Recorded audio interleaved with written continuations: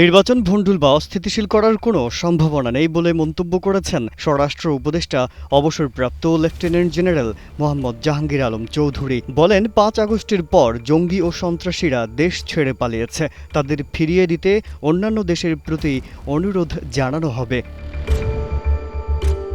মঙ্গলবার সকালে গাজীপুরের কাশিমপুর কারা কমপ্লেক্সে ৬৩তম ব্যাচ মহিলা কারারক্ষীদের বুনিয়াদী প্রশিক্ষণ সমাপনী কুচকাওয়াজে প্রধান অতিথির বক্তব্যে তিনি এসব কথা বলেছেন। স্বরাষ্ট্র উপদেষ্টা বলেন, অন্তর্বর্তী সরকারের সময়ে কোনো বাহিনীতে তদবির বা দুর্নীতির মাধ্যমে নিয়োগ হয়নি। দুর্নীতির রাষ্ট্রের সবচেয়ে বড় শত্রু, যা প্রতিষ্ঠান ও জনগণের আস্থা নষ্ট করে। তিনি আরও বলেন, কারাগার ক্রিমিনাল জাস্টিস সিস্টেমের গুরুত্বপূর্ণ অংশ। মানবিক, সৎ ও পেশাদার কারারক্ষীরাই ন্যায়ভিত্তিক ও জবাবদিহিমূলক কারা প্রশাসন গঠনে মূল ভূমিকা রাখবে।